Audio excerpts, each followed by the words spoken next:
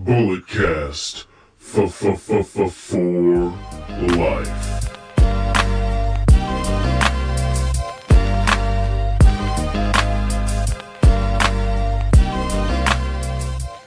Hello, ladies and gentlemen. Thank you for the streams, the subscription, the download, the view, the listen.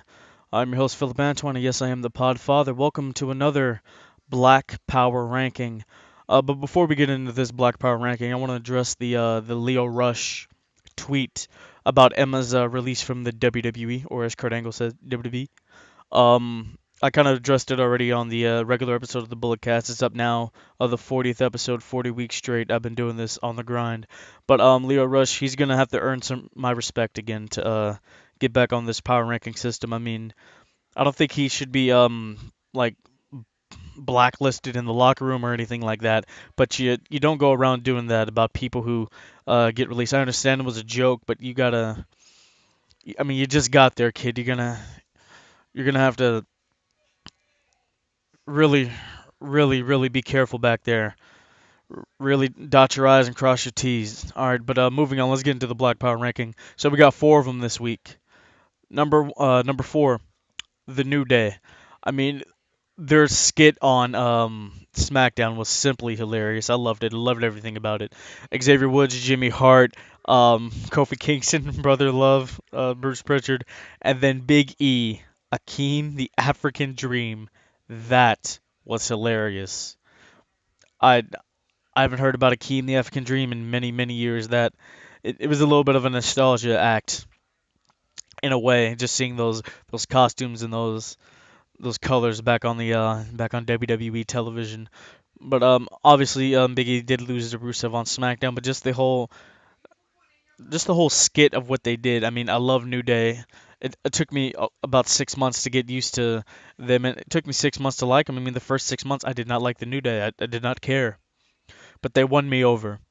So New Day number 4 on the Black Power ranking. Number 3, he is the son of an Olympic gold medalist. He's the son of the man who won an Olympic gold medal with a broken freaking neck. I'm talking Jason Jordan, former member of American Alpha, former SmackDown Tag Champ, and former NXT Tag Team Champion. He defeated Kurt Hawkins on main event. I liked it. It was a good showing from Jordan, but the crowd still doesn't really care. I mean, he gets like a slight pop when he does his finisher, the toss up neck breaker. I'm not sure what he calls it. I'm not sure if he has a name for it. But I've been saying this. Go the Rocky Maivia route. Do what they did to The Rock back in the 90s. He doesn't have to join a stable. Just he's not getting over. Just turn him heel. Put a championship on him and turn him heel. Honestly, you know what?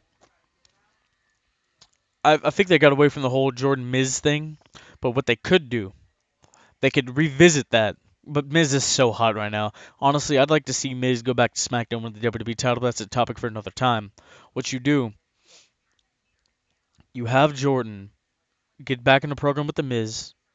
He beats Miz for the Intercontinental title on a pay-per-view or on a Raw, doesn't matter. And then the next night after the pay-per-view or the next week on Raw, he cuts a promo saying, "You people don't care about me. You people don't want to get behind me. Fine." And then he turns his back on the people. Because we're in an age right now where baby faces get booed, heels get cheered. That's just the way it is. That's just the way things are in the world of professional wrestling right now. But yeah, he does that, turns heel, becomes a bad guy, and like a really cocky bad guy where he does something freakishly athletic, and then he just smiles about it like a douche. That's what I want to see from Jason Jordan. But he had a great showing on main event this week. Moving on, number 2, Cedric Alexander, a man I've been very fond of for quite some time. My first ever time I saw him. Sorry, the phone's going off. If you can hear that, I'm sorry. The first ever time I saw Cedric Alexander, it was a match he had with AJ Styles in 2014, and he beat the Phenomenal One. This guy, he's athletic, he's likable. I mean, this guy dropped 40 pounds just to be in the Cruiserweight Classic, all right? He dropped 40 pounds, made it down to 205, just barely made it, and then he goes on to have these great showing in the Classic, and he was in the Dusty Rhodes Tag Team Classic, and his tag partner was Andrade Cien Almas, who was great, by the way. But he had a great showing on main event. He defeated Tony Nese, the lumbar check, an amazing maneuver. I saw Cedric Alexander at 205 Live when SmackDown was in Oakland. That everybody remember that SmackDown. It was the one with Jinder made the racist remarks about Shinsuke. But Cedric is just good. He's really good. He can go. He's a good worker. I mean, I thought he could have been the guy to dethrone Neville, but I understand why they did with Enzo, and I like what they've done with Enzo. Enzo's a heel. I think somebody who should really dethrone Enzo doesn't need to be Kalisto. I don't need to see him win that championship again. Kalisto's gonna have to do something a little different for me to really care. Uh, I think Cedric Alexander. I mean, why aren't we putting the title on this guy? I mean, Rich Swann, African American man, great worker. He has a great story, by the way. He was cruiserweight champion earlier this year. I think it's time. Let's put this. Let's get some momentum going, and probably not this year, but like going into Mania season or probably the night after Mania. I want to see Cedric Alexander in 2018. I want to see him as the WWE Cruiserweight Champion. All right, at my number one, she was on the Black Power ranking last week, and she's on it yet again.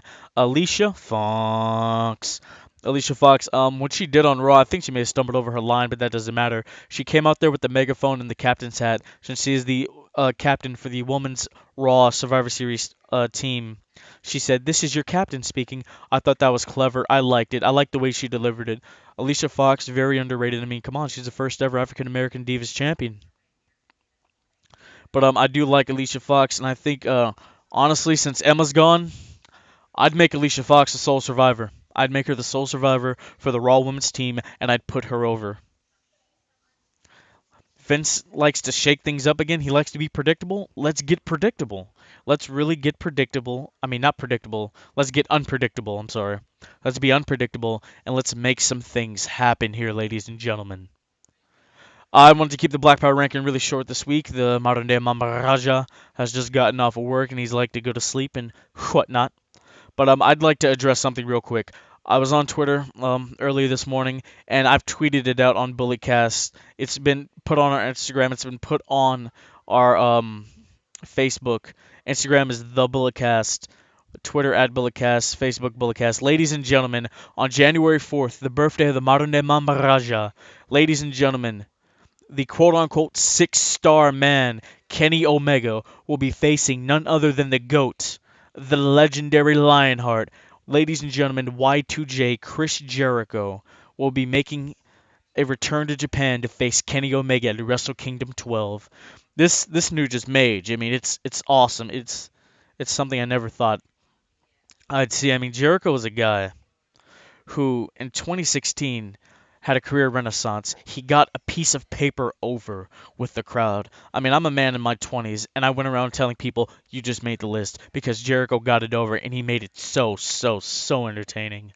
And then we go into 2017, late 2016 is stuff with KO, and then 2017 continuing the stuff with KO, having two runs with the United States Championship, I might add. I mean, this guy, he's really just making all of this happen. I love what Jericho's doing. Kenny Omega, this is gonna get me to care, and I think it could be for the I want to say it's for the IWGP Intercontinental title. I'm not absolutely sure. Do not quote me on that, ladies and gentlemen. But this is very exciting. What's going on in the world of professional wrestling right now, ladies and gentlemen? This will be the first time in 18 years, by the way, that Chris Jericho will wrestle for another promoter besides Vincent Kennedy McMahon. And you have to wonder, how is Vince really taking this? What's going on in Vince's mind? This is something awesome. This is something great. We're going to talk about this more on the regular episode of the Bulletcast. Ladies and gentlemen, thank you so much for listening to this week's Black Power ranking and kind of a synopsis of two Canadian wrestlers. All right, please like, share, subscribe. Um, Next week is the Cow Palace, Malice at the Palace, as Brandon likes to say. Myself, the California Kid Mitchell, and Canadian Destroyer Brandon will be in the building for that show. The Lucha Legacy match is going to be going down. Pentagon Zero, I think that's what he calls it, and Rey Fenix going up against Rey Mysterio and Juventud Guerrera.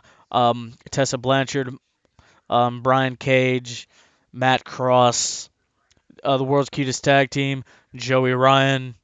along with Candice LeRae. So many great stars are going to be there at the Cow Palace. Ladies and gentlemen, we will see you on Friday for the regular episode in the Bulletcast, and look forward to that instant analysis of the APW Cow Palace show that we will be doing literally on the drive home. While Mitchell's driving us back home on the freeway, we will be podcasting, because that's what we do. We don't stop. The grind's always going. Ladies and gentlemen, thank you so much. We will definitely see you next time.